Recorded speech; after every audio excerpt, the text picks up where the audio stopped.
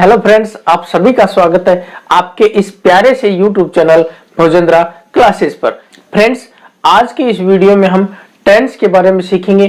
Tense क्या होता है, टेंस हमें किसके बारे में बताता है और टेंस हमें क्यों सीखना जरूरी होता है। ये बहुत सारे प्रश्न हमारे जहन में बार बार उठते हैं और इन सभी प्रश्नों का उत्तर आज के इस वीडियो में आपको एक एक करके दूंगा।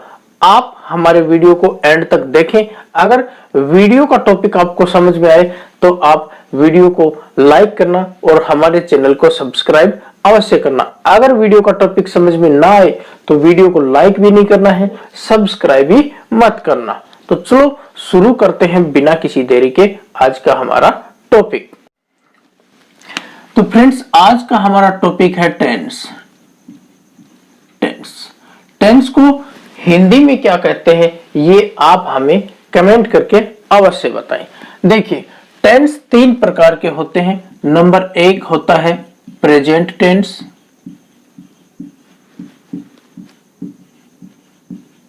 नंबर दो होता है पास्ट टेंस और नंबर तीन होता है फ्यूचर टेंस।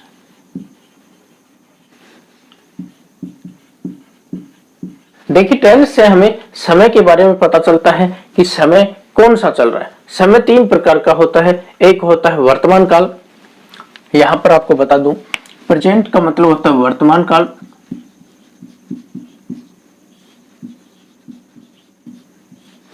पास्ट का मतलब होता है भूतकाल और फ्यूचर का मतलब होता है भविष्य काल।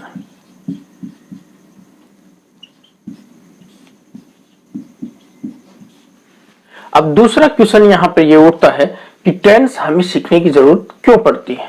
टेंस सीखने की जरूरत हमें इसलिए पड़ती है कि अगर हमें हिंदी का ट्रांसलेशन इंग्लिश में करना पड़े या फिर इंग्लिश का ट्रांसलेशन हमें हिंदी में करना पड़े तो हम बिना टेंस की सहायता से नहीं कर सकते। इसलिए हमें हर हाल में टेंस सीखने की जरूरत पड़ती है। टेंस यहाँ पर तीन प्रकार के हैं, लेकिन इन सभी टेंसों के चार चार पार्ट और होते हैं। जैसे इंडेफिनेट,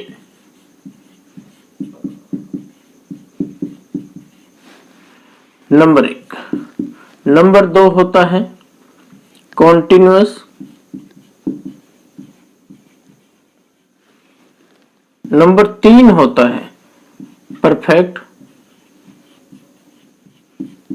और नंबर चार होता है परफेक्ट कॉन्टिन्यूअस। ये चार पार्ट प्रत्येक टेंस के होते हैं इस प्रकार से। तीन टेंस तो ये हैं और इनके सभी के चार चार पार्ट होते हैं, तो कुल टेंसों की संख्या यहां पर हो गई 12।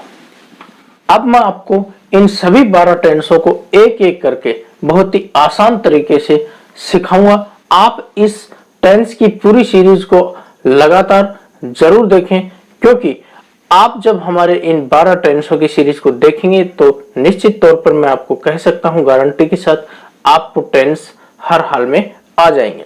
अब हम शुरू करते हैं आज का हमारा पहला टेंस। पहला टेंस है वो है प्रेजेंट इंडेफिनिट टेंस।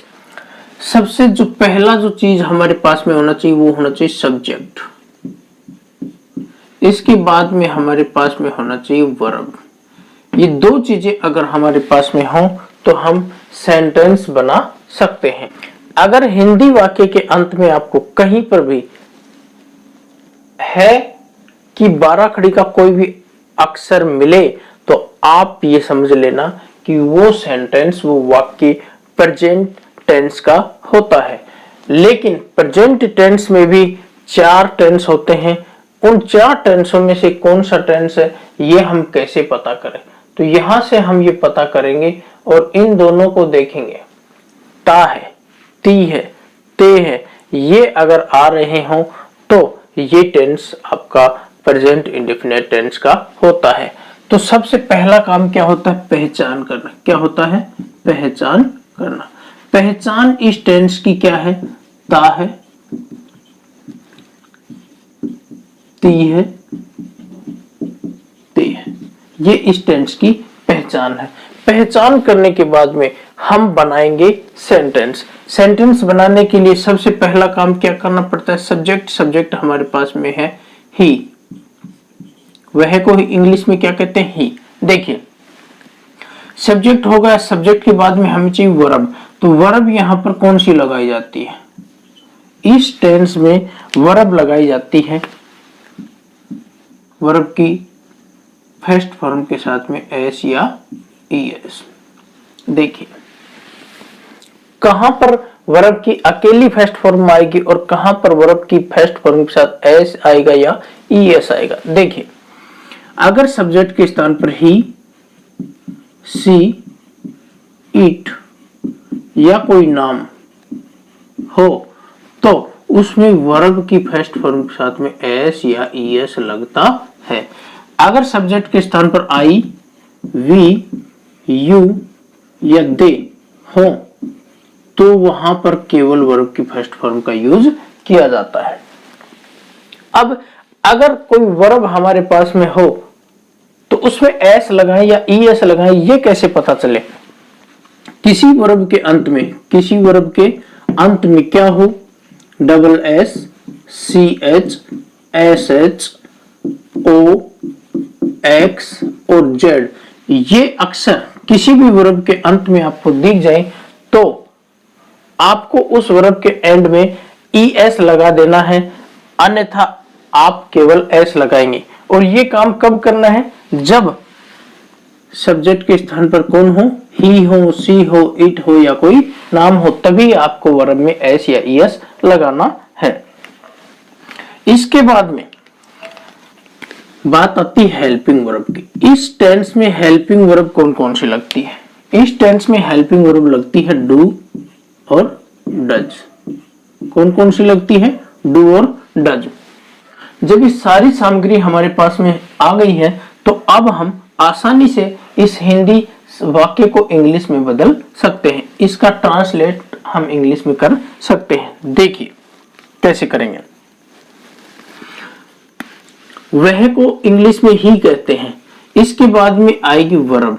वर्ब दो प्रकार की होती है, एक आती है हेल्पिंग वर्ब और एक आती है मेन वर्ब।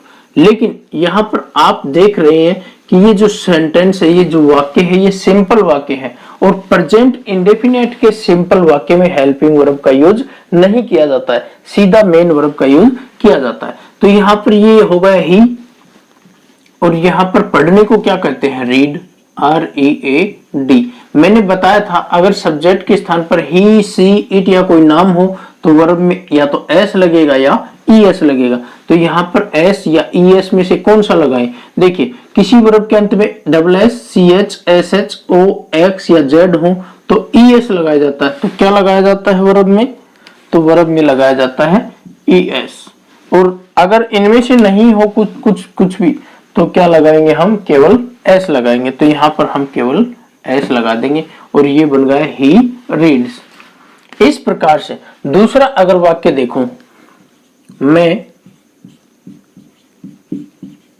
लिखता हूं, ये हमारे पास में वाक्य है। अब सबसे पहला काम होता है पहचान करना।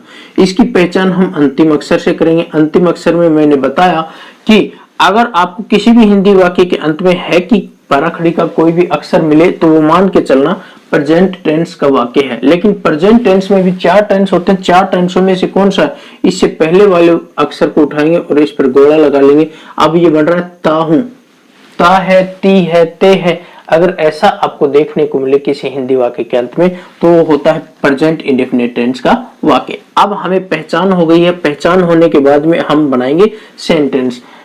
सेंटेंस बनाने के लिए आपके पास में सबसे पहला होना चाहिए सब्जेक्ट। सब्जेक्ट यहाँ पर है मैं को इंग्लिश में कहते हैं आई।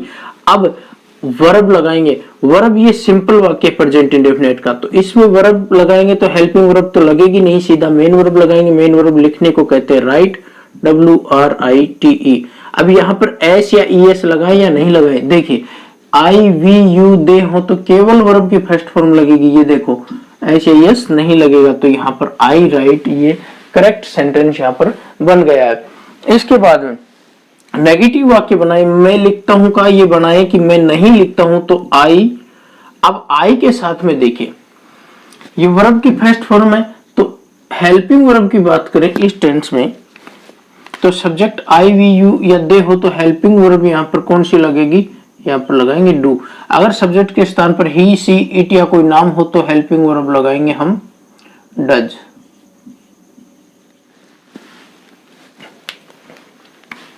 तो आई के साथ में हेल्पिंग वर्ब कौन सी लगेगी, डू।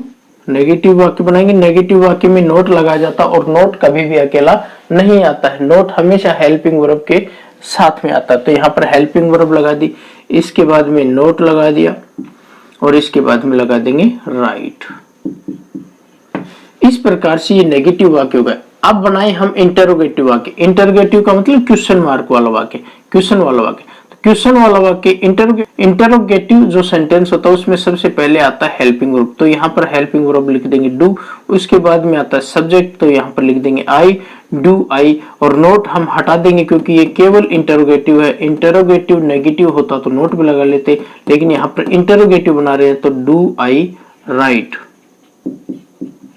और क्वेश्चन मार्क। अब इसके बाद में चौथा जो सेंटेंस होता है वो होता है इंटरोगेटिव नेगेटिव, तो इसमें हम बनाएंगे डू आई नोट राइट। इस प्रकार से यहां पर 4 वाक्य हमने बनाकर देखे। तो आप इस प्रकार से अनेक वाक्य आप बना सकते हैं। देखिए एक वाक्य और मैं आपको बनाकर दिखाता हूं, यहां पर वह दौड़ता है। यहां पर ये वाक्य है, इसको हम सबसे पहले पहचान करेंगे। यहां पर है की 12 खड़ी का कोई भी अक्षर दिखे तो प्रेजेंट टेंस है, लेकिन प्रेजेंट में चारों में से कौन सा टेंस है, तो इसके साथ में हम इससे पहले वाले अक्षर को और उठाएंगे। ता है, ती है, ते है, ये आ जाए तो ये होता है प्रेजेंट इंडेफिनिट टेंस का वाक्य। तो यहाँ पर प्रेजेंट इंडेफिनिट टेंस की जो हमारे पास में जो भी चीजें हैं वो हम लगा देंगे। वह को इंग्लिश में क्या कहते हैं, इंग्लिश में वह को सब्जेक्ट ही लिख देंगे। सब्जेक्ट के बाद में सिंपल वाक्य है तो सीधा मेन वर्ब लगा देंगे, दौड़ने को रन कहते हैं।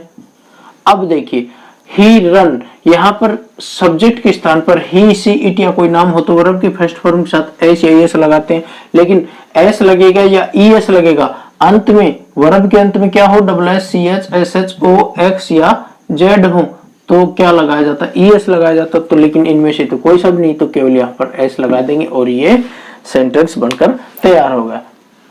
तो इस प्रकार से आज का हमारा जो टेंस था प्रेजेंट इंडेफिनिट, ये आप सीख चुके हैं। आशा करता हूं आपको बहुत ही अच्छा हमारा वीडियो लगा होगा।